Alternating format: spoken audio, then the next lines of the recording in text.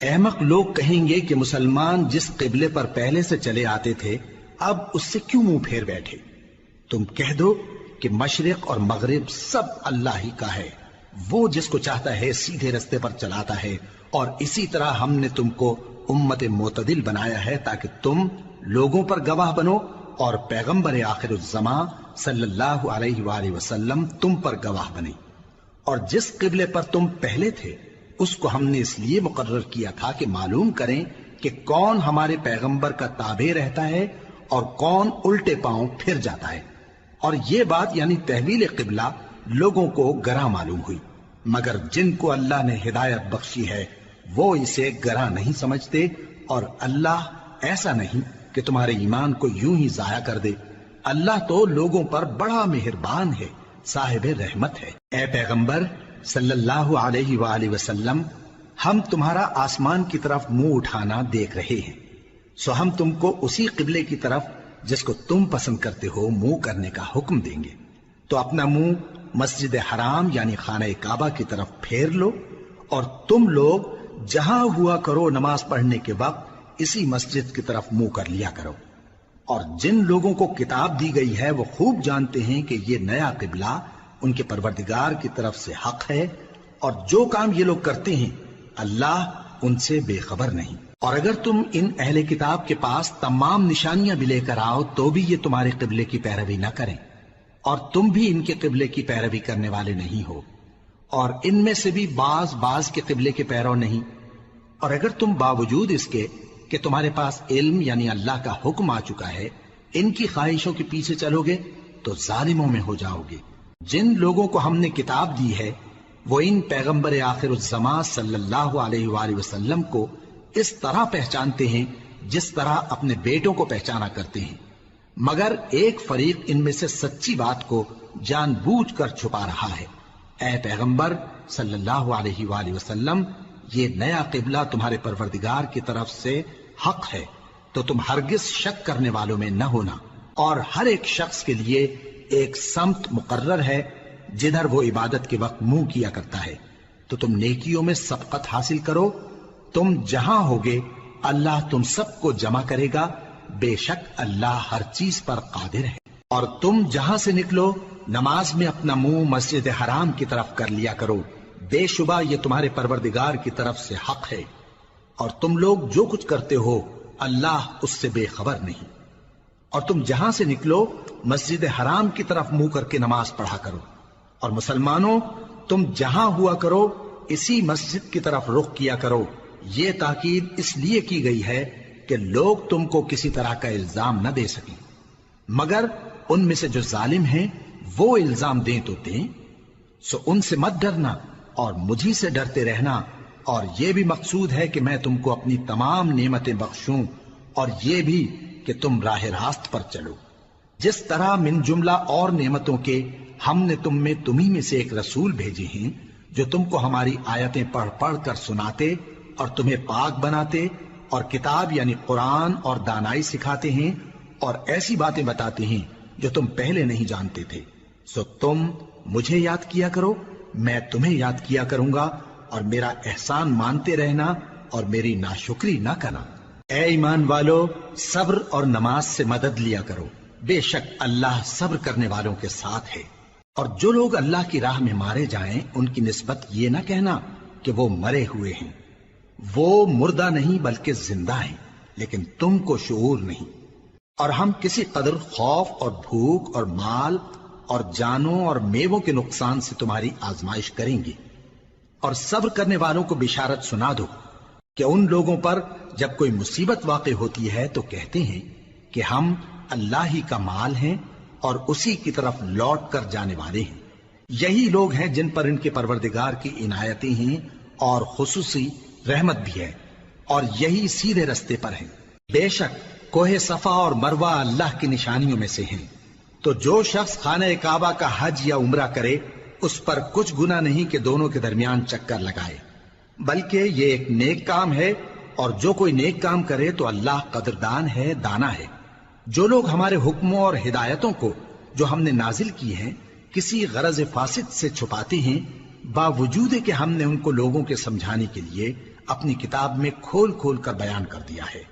ایسوں پر اللہ اور تمام لعنت کرنے والے لعنت کرتے ہیں۔ ہاں، جو توبہ کرتے ہیں اور اپنی حالت درست کر لیتے ہیں اور احکام الہی کو صاف صاف بیان کر دیتے ہیں تو میں ان کے قصور معاف کر دیتا ہوں، اور میں بڑا معاف کرنے والا بڑا مہربان ہوں۔ جو لوگ کافر ہوئے اور کافر ہی مرے، ایسوں پر اللہ کی اور فرشتوں کی اور انسانوں کی سب کی لعنت، وہ ہمیشہ اسی لعنت میں گرفتار رہیں گے۔ ان سے نہ تو عذاب ہلکا ہی کیا جائے گا اور نہ انہیں کچھ مہلت ملے گی۔ اور لوگوں، تمہارا معبود ایک ہی معبود ہے،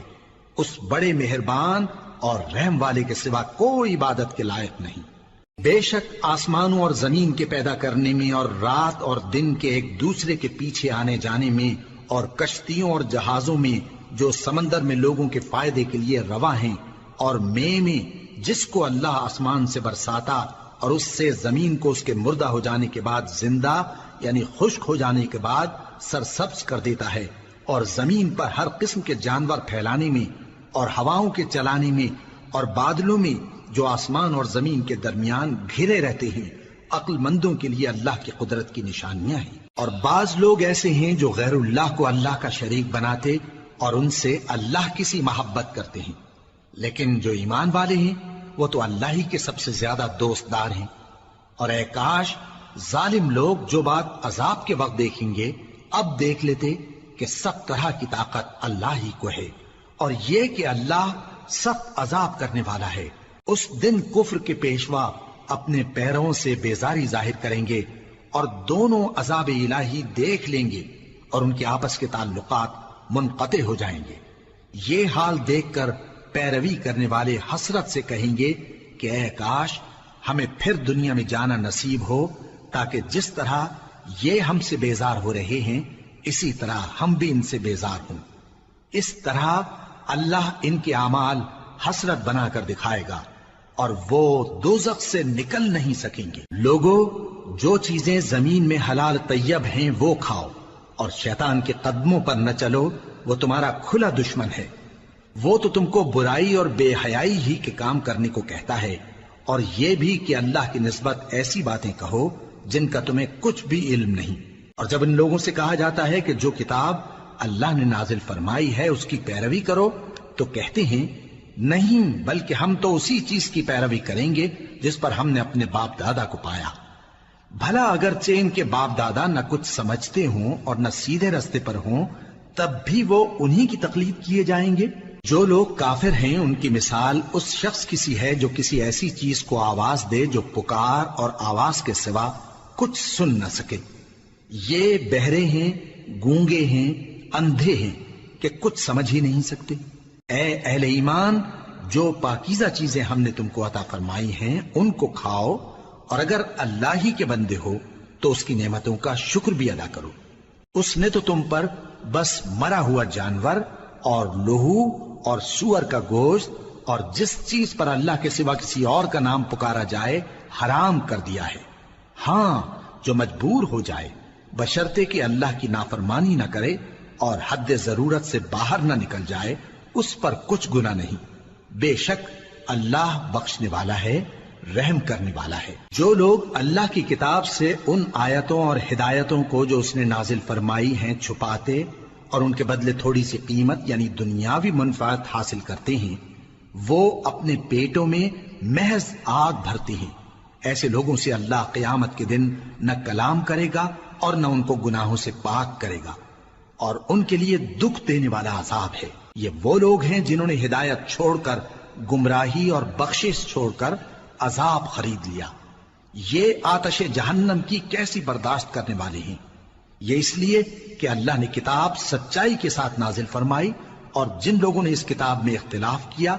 وہ ضد میں آ کر نیکی سے دور ہو گئے ہیں۔ نیکی یہی نہیں کہ تم مشرق و مغرب کو قبلہ سمجھ کر ان کی طرف منہ کر لو، بلکہ نیکی یہ ہے کہ لوگ اللہ پر اور روز آخر پر اور فرشتوں پر اور اللہ کی کتاب پر اور پیغمبروں پر ایمان لائیں، اور مال باوجود عزیز رکھنے کے رشتہ داروں اور یتیموں اور محتاجوں اور مسافروں اور مانگنے والوں کو دیں، اور گردنوں کے چھڑانے میں خرچ کریں، اور نماز پڑھیں اور زکات دیں، اور جب عہد کر لیں تو اس کو پورا کریں، اور سختی اور تکلیف میں اور جنگ کے وقت ثابت قدم رہیں۔ یہی لوگ ہیں جو ایمان میں سچے ہیں، اور یہی ہیں جو اللہ سے ڈرنے والے ہیں۔ مومنوں، تم کو مقتولوں کے بارے میں قصاص یعنی خون کے بدلے خون کا حکم دیا جاتا ہے، اس طرح پر کہ آزاد کے بدلے آزاد مارا جائے، اور غلام کے بدلے غلام، اور عورت کے بدلے عورت۔ اور اگر قاتل کو اس کے مقتول بھائی کے قصاص میں سے کچھ معاف کر دیا جائے تو وارث مقتول کو پسندیدہ طریق سے قرارداد کی پیروی یعنی مطالبہ خون بہا کرنا اور قاتل کو خوشخوئی کے ساتھ ادا کرنا چاہیے۔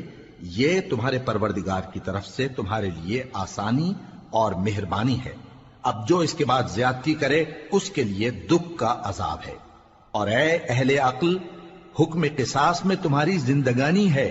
کہ تم قتل و خونریزی سے بچو۔ تم پر فرض کیا جاتا ہے کہ جب تم میں سے کسی کو موت کا وقت آ جائے تو اگر وہ کچھ مال چھوڑ جانے والا ہو تو ماں باپ اور رشتہ داروں کے لیے دستور کے مطابق وصیت کر جائے۔ اللہ سے ڈرنے والوں پر یہ ایک حق ہے۔ پھر جو شخص وصیت کو سننے کے بعد اس کو بدل ڈالے تو اس کے بدلنے کا گناہ انہی لوگوں پر ہے جو اس کو بدلیں، اور بے شک اللہ سنتا جانتا ہے۔ اب اگر کسی کو وصیت کرنے والے کی طرف سے کسی وارث کی طرفداری یا حق تلفی کا اندیشہ ہو تو اگر وہ وصیت کو بدل کر وارثوں میں صلح کرا دے تو اس پر کچھ گناہ نہیں، بے شک اللہ بخشنے والا ہے، رحم والا ہے۔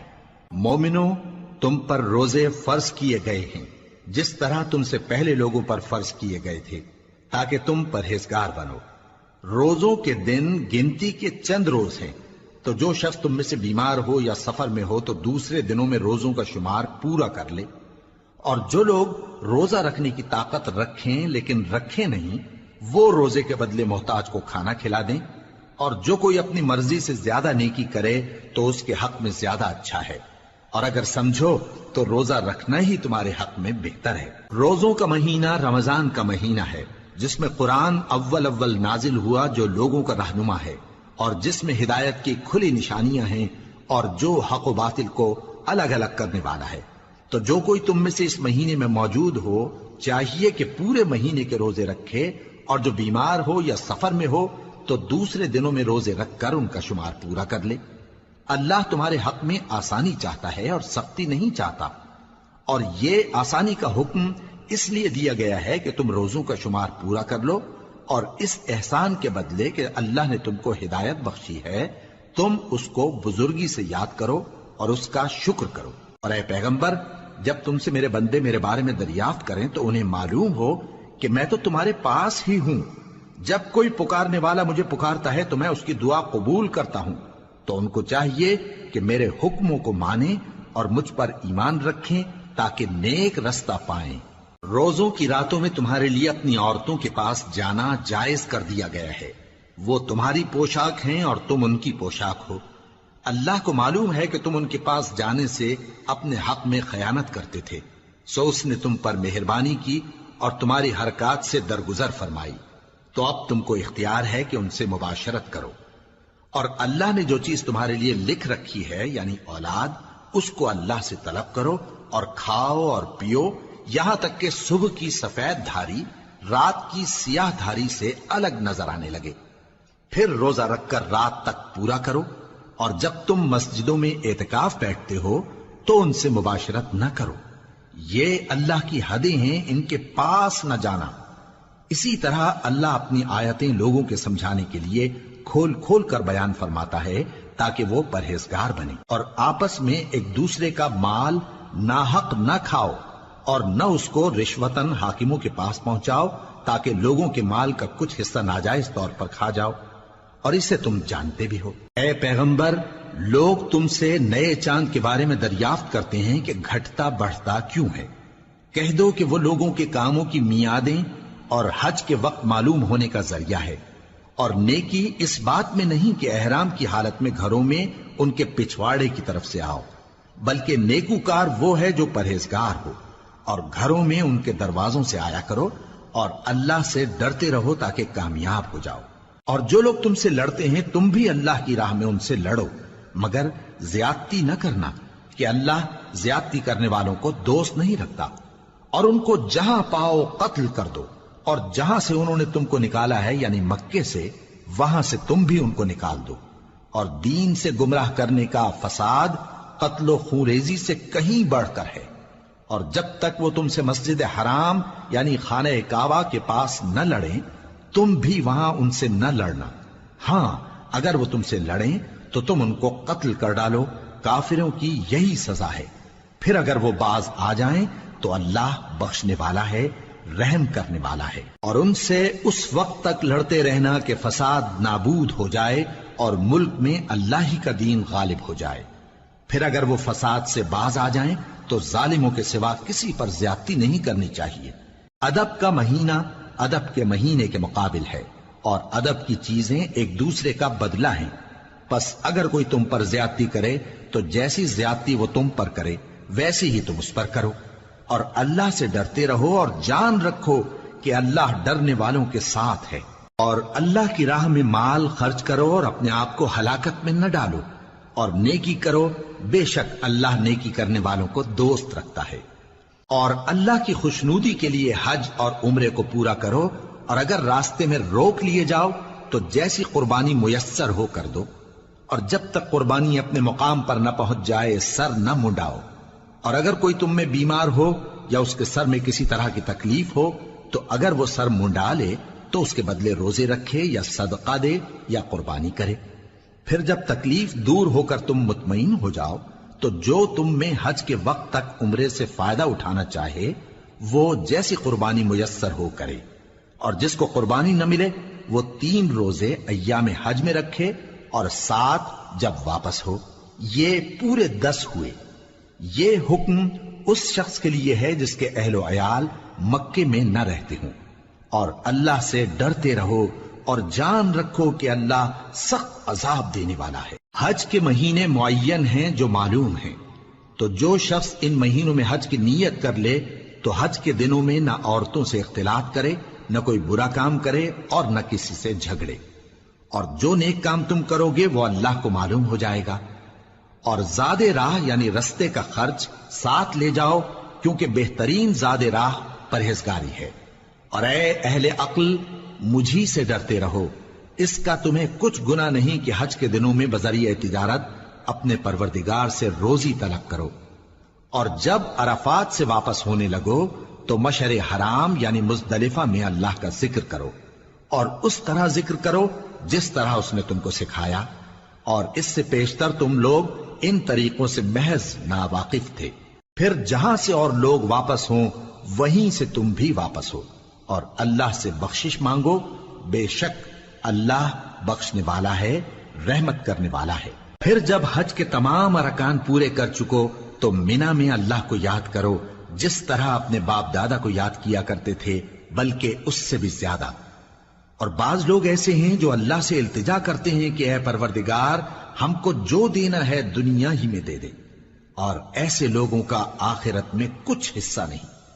اور بعض ایسے ہیں کہ دعا کرتے ہیں کہ پروردگار ہم کو دنیا میں بھی نعمت عطا فرما اور آخرت میں بھی نعمت بخشیو اور دوزخ کے عذاب سے محفوظ رکھیو۔ یہی لوگ ہیں جن کے لیے ان کے کاموں کا حصہ یعنی اجر نیک تیار ہے، اور اللہ جلد حساب لینے والا ہے۔ اور قیام منا کے دنوں میں جو گنتی کے دن ہیں اللہ کو یاد کرو۔ اگر کوئی جلدی کرے اور 2 ہی دن میں چل دے تو اس پر بھی کچھ گناہ نہیں، اور جو بات تک ٹھہرا رہے اس پر بھی کچھ گناہ نہیں۔ یہ باتیں اس شخص کے لیے ہیں جو اللہ سے ڈرے، اور تم لوگ اللہ سے ڈرتے رہو اور جان رکھو کہ تم سب اس کے پاس جمع کیے جاؤ گے۔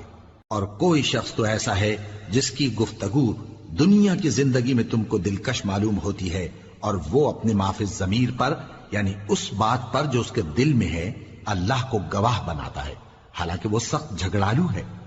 اور جب پیٹ پھیر کر چلا جاتا ہے تو زمین میں دوڑتا پھرتا ہے تاکہ اس میں فتنہ انگیزی کرے اور کھیتی کو برباد اور انسانوں اور حیوانوں کی نسل کو نابود کر دے، اور اللہ فتنہ انگیزی کو پسند نہیں کرتا۔ اور جب اس سے کہا جاتا ہے کہ اللہ سے خوف کر تو غرور اس کو گناہ میں پھنسا دیتا ہے، سو اس کو جہنم کافی ہے اور وہ بہت برا ٹھکانہ ہے۔ اور کوئی شخص ایسا ہے کہ اللہ کی خوشنودی حاصل کرنے کے لیے اپنی جان بیچ ڈالتا ہے، اور اللہ بندوں پر بہت مہربان ہے۔ مومنو، اسلام میں پورے پورے داخل ہو جاؤ اور شیطان کے پیچھے نہ چلو، وہ تو تمہارا کھلا دشمن ہے۔ پھر اگر تم احکام روشن پہنچ جانے کے بعد لڑکھڑا جاؤ تو جان رکھو کہ اللہ غالب ہے، حکمت والا ہے۔ کیا یہ لوگ اسی بات کے منتظر ہیں کہ ان پر اللہ کا عذاب بادل کے سائبانوں میں آ نازل ہو اور فرشتے بھی اتر آئیں اور کام تمام کر دیا جائے؟ اور سب کاموں کا رجوع اللہ ہی کی طرف ہے۔ اے پیغمبر، بنی اسرائیل سے پوچھو کہ ہم نے ان کو کتنی کھلی نشانیاں دیں، اور جو شخص اللہ کی نعمت کو اپنے پاس آنے کے بعد بدل دے تو اللہ سخت عذاب کرنے والا ہے۔ اور جو کافر ہیں ان کے لیے دنیا کی زندگی خوشنما کر دی گئی ہے، اور وہ مومنوں سے تمسخر کرتی ہیں، لیکن جو پرہیزگار ہیں وہ قیامت کے دن ان سے اوپر ہوں گے۔ اور اللہ جس کو چاہتا ہے بے حساب رزق دیتا ہے۔ پہلے تو سب لوگوں کا ایک ہی مذہب تھا، لیکن وہ آپس میں اختلاف کرنے لگے تو اللہ نے ان کی طرف بشارت دینے والے اور ڈر سنانے والے پیغمبر بھیجے، اور ان پر سچائی کے ساتھ کتابیں نازل کی تاکہ جن امور میں لوگ اختلاف کرتے تھے ان کا ان میں فیصلہ کر دے۔ اور اس میں اختلاف بھی انہی لوگوں نے کیا جن کو کتاب دی گئی تھی، باوجود کہ ان کے پاس کھلے ہوئے احکام آ چکے تھے، اور یہ اختلاف انہوں نے صرف آپس کی ضد سے کیا۔ تو جس امر حق میں وہ اختلاف کرتے تھے اللہ نے اپنی مہربانی سے مومنوں کو اس کی راہ دکھا دی، اور اللہ جس کو چاہتا ہے سیدھا رستہ دکھا دیتا ہے۔ کیا تم یہ خیال کرتے ہو کہ یوں ہی بہشت میں داخل ہو جاؤ گے، اور ابھی تم کو پہلے لوگوں کی سی مشکلیں تو پیش آئی ہی نہیں؟ ان کو بڑی بڑی سختیاں اور تکلیفیں پہنچیں، اور وہ صعوبتوں میں ہلا ہلا دیے گئے، یہاں تک کہ پیغمبر اور مومن لوگ جو ان کے ساتھ تھے سب پکار اٹھے کہ کب اللہ کی مدد آئے گی۔ دیکھو اللہ کی مدد ان قریب آیا چاہتی ہے۔ اے نبی، لوگ تم سے پوچھتے ہیں کہ اللہ کی راہ میں کس طرح کا مال خرچ کریں۔ کہہ دو کہ جو چاہو خرچ کرو، لیکن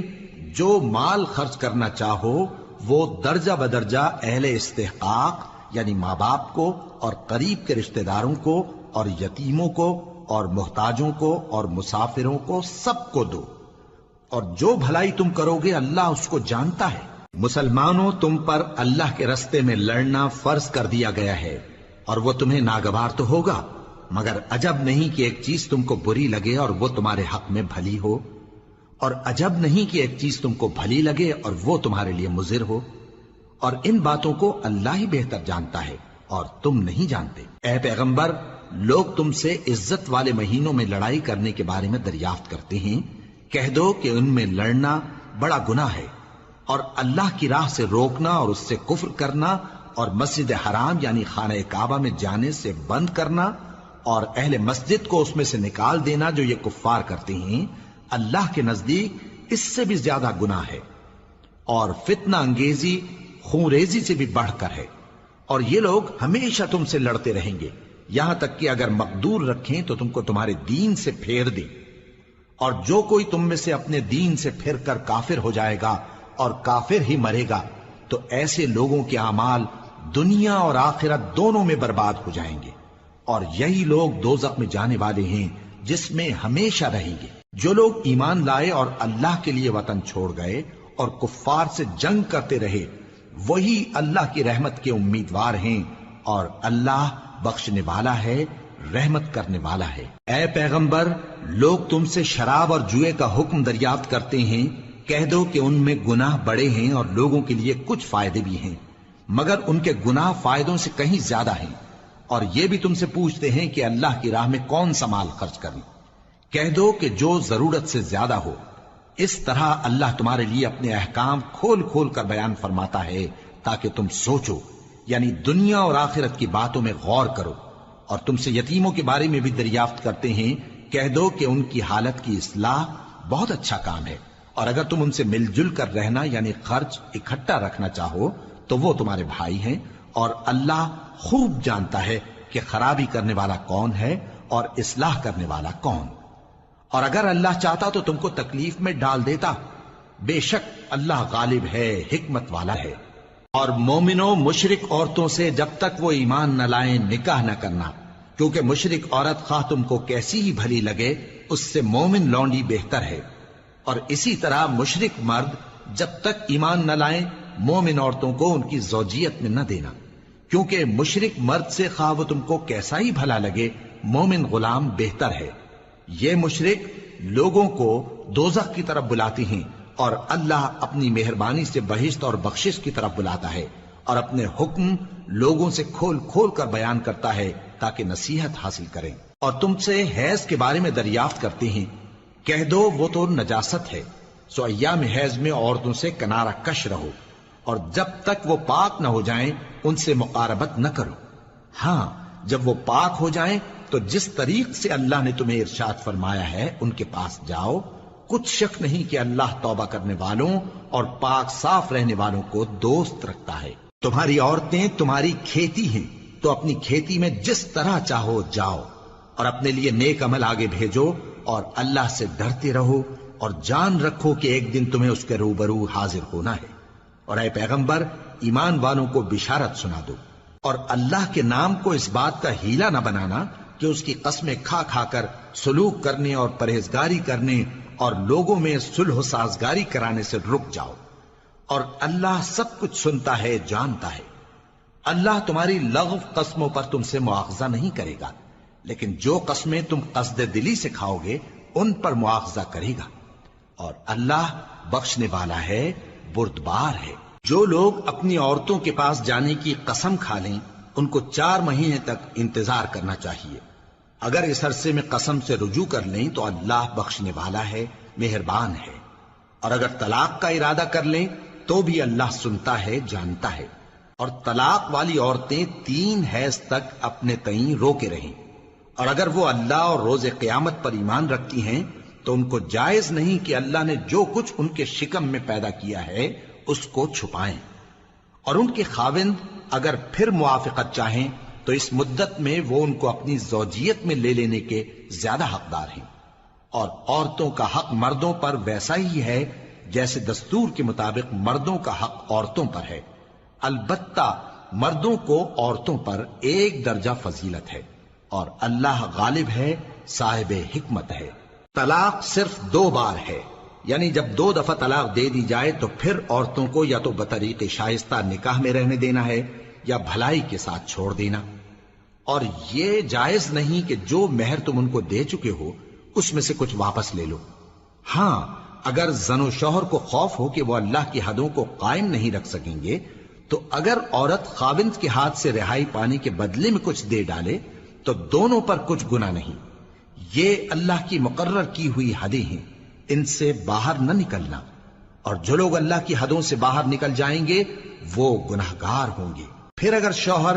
2 طلاقوں کے بعد تیسری طلاق عورت کو دے دے تو اس کے بعد جب تک عورت کسی دوسرے شخص سے نکاح نہ کر لے اس پہلے شوہر پر حلال نہ ہوگی۔ ہاں اگر دوسرا خاوند بھی طلاق دے دے اور عورت اور پہلا خاوند پھر ایک دوسرے کی طرف رجوع کر لیں تو ان پر کچھ گناہ نہیں، بشرطے کہ دونوں یقین کریں کہ اللہ کی حدوں کو قائم رکھ سکیں گے، اور یہ اللہ کی حدیں ہیں، ان کو وہ ان لوگوں کے لیے بیان فرماتا ہے جو علم رکھتے ہیں۔ اور جب تم عورتوں کو 2 دفعہ طلاق دے چکو اور ان کی عدت پوری ہو جائے تو انہیں یا تو حسن سلوک سے نکاح میں رہنے دو یا بطریق شائستہ رخصت کر دو،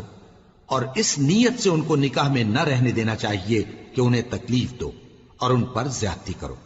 اور جو ایسا کرے گا وہ اپنا ہی نقصان کرے گا۔ اور اللہ کے احکام کو ہنسی اور کھیل نہ بناؤ،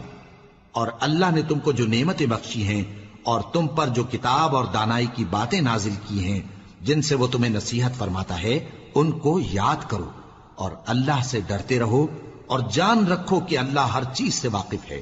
اور جب تم عورتوں کو طلاق دے چکو اور ان کی عدت پوری ہو جائے تو ان کو اپنے شوہروں کے ساتھ جب وہ آپس میں جائز طور پر راضی ہو جائیں نکاح کرنے سے مت روکو۔ اس حکم سے اس شخص کو نصیحت کی جاتی ہے جو تم میں اللہ اور روز آخر پر یقین رکھتا ہے، یہ تمہارے لیے نہایت خوب اور بہت پاکیزگی کی بات ہے، اور اللہ جانتا ہے اور تم نہیں جانتے۔ اور مائیں اپنے بچوں کو پورے 2 سال دودھ پلائیں یہ حکم اس شخص کے لیے ہے جو پوری مدت تک دودھ پلوانا چاہے، اور دودھ پلانے والی ماؤں کا کھانا اور کپڑا دستور کے مطابق باپ کے ذمے ہوگا۔ کسی شخص کو اس کی طاقت سے زیادہ تکلیف نہیں دی جاتی، تو یاد رکھو کہ نہ تو ماں کو اس کے بچے کے سبب نقصان پہنچایا جائے اور نہ باپ کو اس کی اولاد کی وجہ سے نقصان پہنچایا جائے، اور اسی طرح نان و نفقہ بچے کے وارث کے ذمے ہے۔ اور اگر دونوں یعنی ماں باپ آپس کی رضامندی اور صلاح سے بچے کا دودھ چھڑانا چاہیں تو ان پر کچھ گناہ نہیں، اور اگر تم اپنی اولاد کو دودھ پلوانا چاہو تو تم پر کچھ گناہ نہیں، بشرطے کہ تم دودھ پلانے والیوں کو دستور کے مطابق ان کا حق جو تم نے دینا کیا تھا دے دو، اور اللہ سے ڈرتے رہو اور جان رکھو کہ جو کچھ تم کرتے ہو اللہ اس کو دیکھ رہا ہے۔ اور جو لوگ تم میں سے مر جائیں اور عورتیں چھوڑ جائیں تو وہ عورتیں 4 مہینے اور 10 دن اپنے آپ کو روکے رہیں، اور جب یہ عدت پوری کر چکیں اور اپنے حق میں پسندیدہ کام یعنی نکاح کر لیں تو تم پر کچھ گناہ نہیں، اور اللہ تمہارے سب کاموں سے واقف ہے۔ اگر تم اشارے کنائے میں عورتوں کو نکاح کا پیغام بھیجو یا نکاح کی خواہش کو اپنے دلوں میں مخفی رکھو تو تم پر کچھ گناہ نہیں۔ اللہ کو معلوم ہے کہ تم ان سے نکاح کا ذکر کرو گے، مگر ایام عدت میں اس کے سوا کے دستور کے مطابق کوئی بات کہہ دو، پوشیدہ طور پر ان سے قول و قرار نہ کرنا، اور جب تک عدت پوری نہ ہو لے نکاح کا پختہ ارادہ نہ کرنا، اور جان رکھو کہ جو کچھ تمہارے دلوں میں ہے اللہ کو سب معلوم ہے، تو اس سے ڈرتے رہو اور جان رکھو کہ اللہ بخشنے والا ہے، حلم والا ہے۔ اور اگر تم عورتوں کو ان کے پاس جانے یا ان کا مہر مقرر کرنے سے پہلے طلاق دے دو تو تم پر کچھ گناہ نہیں، ہاں ان کو دستور کے مطابق کچھ خرچ ضرور دو، یعنی مقدور والا اپنے مقدور کے مطابق دے اور تنگ دست اپنی حیثیت کے مطابق۔ نیک لوگوں پر یہ ایک طرح کا حق ہے۔ اور اگر تم عورتوں کو ان کے پاس جانے سے پہلے طلاق دے دو لیکن مہر مقرر کر چکے ہو تو آدھا مہر دینا ہوگا۔ ہاں اگر عورتیں مہر بخش دیں یا مرد جن کے ہاتھ میں عقد نکاح ہے اپنا حق چھوڑ دیں اور پورا مہر دے دیں تو ان کو اختیار ہے۔ اور اگر تم مرد لوگ ہی اپنا حق چھوڑ دو تو یہ پرہیزگاری کی بات ہے، اور آپس میں بھلائی کرنے کو فراموش نہ کرنا۔ کچھ شک نہیں کہ اللہ تمہارے سب کاموں کو دیکھ رہا ہے۔ مسلمانوں، سب نمازیں خصوصاً بیچ کی نماز یعنی نماز عصر پورے اہتمام کے ساتھ ادا کرتے رہو اور اللہ کے آگے ادب سے کھڑے رہا کرو۔ پھر اگر تم خوف کی حالت میں ہو تو پیادے یا سوار جس حال میں ہو نماز پڑھ لو۔ پھر جب امن و اطمینان ہو جائے تو جس طریق سے اللہ نے تم کو سکھایا ہے جو تم پہلے نہیں جانتے تھے اللہ کو یاد کرو۔ اور جو لوگ تم میں سے مر جائیں اور عورتیں چھوڑ جائیں وہ اپنی عورتوں کے حق میں وصیت کر جائیں کہ ان کو 1 سال تک خرچ دیا جائے اور گھر سے نہ نکالی جائیں۔ ہاں اگر وہ خود گھر سے چلی جائیں اور اپنے حق میں پسندیدہ کام یعنی نکاح کر لیں تو تم پر کچھ گناہ نہیں، اور اللہ زبردست ہے، حکمت والا ہے۔ اور مطلقہ عورتوں کو بھی دستور کے مطابق نان و نفقہ دینا چاہیے، پرہیزگاروں پر یہ بھی حق ہے۔ اسی طرح اللہ اپنے احکام تمہارے لیے بیان فرماتا ہے تاکہ تم سمجھو۔ بھلا تم نے ان لوگوں کو نہیں دیکھا جو شمار میں ہزاروں ہی تھے اور موت کے ڈر سے اپنے گھروں سے نکل بھاگے تھے؟ تو اللہ نے ان کو حکم دیا کہ مر جاؤ، پھر ان کو زندہ بھی کر دیا۔ کچھ شک نہیں کہ اللہ لوگوں پر مہربانی رکھتا ہے، لیکن اکثر لوگ شکر نہیں کرتے۔ اور مسلمانوں، اللہ کی راہ میں جہاد کرو اور جان رکھو کہ اللہ سب کچھ سنتا ہے، سب کچھ جانتا ہے۔ کون ہے کہ اللہ کو قرض حسنہ دے کہ وہ اس کے بدلے اس کو کئی گنا زیادہ دے گا؟ اور اللہ ہی روزی کو تنگ کرتا اور وہی اسے کشادہ کرتا ہے، اور تم اسی کی طرف لوٹ کر جاؤ گے۔ بھلا تم نے بنی اسرائیل کی ایک جماعت کو نہیں دیکھا جس نے موسیٰ کے بعد اپنے پیغمبر سے کہا کہ آپ ہمارے لیے ایک بادشاہ مقرر کر دیں تاکہ ہم اللہ کی راہ میں جہاد کریں؟ پیغمبر نے کہا کہ اگر تم کو جہاد کا حکم دیا جائے تو ایسا تو نہیں کہ لڑنے سے پہلو تہی کرو۔ وہ کہنے لگے کہ ہم اللہ کی راہ میں کیوں نہ لڑیں گے جبکہ ہم وطن سے خارج اور بال بچوں سے جدا کر دیے گئے۔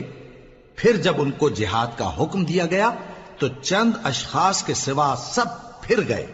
اور اللہ ظالموں سے خوب واقف ہے۔ اور پیغمبر نے ان سے یہ بھی کہا کہ اللہ نے تم پر طالوت کو بادشاہ مقرر فرمایا ہے، وہ بولے کہ اسے ہم پر بادشاہی کا حق کیوں کر ہو سکتا ہے؟ اس سے بڑھ کر بادشاہی کے مستحق تو ہم ہیں، اور اس کے پاس تو بہت سی دولت بھی نہیں۔ پیغمبر نے کہا کہ اللہ نے اس کو تم پر فضیلت دی ہے اور بادشاہی کے لیے منتخب فرمایا ہے۔ اس نے اسے علم بھی بہت سا بخشا ہے اور تن و توش بھی بڑا عطا کیا ہے، اور اللہ کو اختیار ہے جسے چاہے بادشاہی بخشے، وہ بڑا کشائش والا ہے، دانا ہے۔ اور پیغمبر نے ان سے کہا کہ ان کی یعنی طالوت کی بادشاہی کی نشانی یہ ہے کہ تمہارے پاس وہ صندوق آئے گا جس کو فرشتے اٹھائے ہوئے ہوں گے، اس میں تمہارے پروردگار کی طرف سے تسلی بخشنے والی چیز ہوگی اور کچھ اور چیزیں بھی ہوں گی جو موسیٰ اور ہارون چھوڑ گئے تھے۔ اگر تم ایمان رکھتے ہو تو یہ تمہارے لیے ایک بڑی نشانی ہے۔ غرض جب طالوت فوجیں لے کر روانہ ہوا تو اس نے ان سے کہا کہ اللہ ایک نہر سے تمہاری آزمائش کرنے والا ہے، جو شخص اس میں سے پانی پی لے گا اس کی نسبت تصور کیا جائے گا کہ وہ میرا نہیں، اور جو نہ پیے گا وہ سمجھا جائے گا کہ میرا ہے۔ ہاں اگر کوئی ہاتھ سے چلو بھر پانی لے لے تو خیر۔ جب وہ لوگ نہر پر پہنچے تو چند آدمیوں کے سوا سب نے پانی پی لیا۔ پھر جب طالوت اور مومن لوگ جو اس کے ساتھ تھے نہر کے پار ہو گئے تو کہنے لگے کہ آج ہم میں جالوت اور اس کے لشکر سے مقابلہ کرنے کی طاقت نہیں۔ جو لوگ یقین رکھتے تھے کہ ان کو اللہ کے روبرو حاضر ہونا ہے، وہ کہنے لگے کہ بسا اوقات تھوڑی سی جماعت نے اللہ کے حکم سے بڑی جماعت پر فتح حاصل کی ہے، اور اللہ ثابت قدم رہنے والوں کے ساتھ ہے۔ اور جب وہ لوگ جالوت اور اس کے لشکر کے مقابل میں آئے تو اللہ سے دعا کی کہ اے پروردگار، ہم پر صبر کے دہانے کھول دے اور ہمیں لڑائی میں ثابت قدم رکھ اور لشکر کفار پر فتح یاب کر۔ تو طالوت کی فوج نے اللہ کے حکم سے ان کو شکست دے دی، اور داؤد نے جالوت کو قتل کر ڈالا، اور اللہ نے ان کو بادشاہی اور دانائی بخشی اور جو کچھ چاہا سکھایا۔ اور اگر اللہ لوگوں کو ایک دوسرے پر چڑھائی اور حملہ کرنے سے نہ ہٹاتا رہتا تو کرۂ ارض تباہ ہو جاتا، لیکن اللہ اہل عالم پر بڑا مہربان ہے۔ یہ اللہ کی آیتیں ہیں جو ہم تم کو سچائی کے ساتھ پڑھ کر سناتے ہیں، اور اے محمد صلی اللہ علیہ وآلہ وسلم تم بلا شبہ پیغمبروں میں سے ہو۔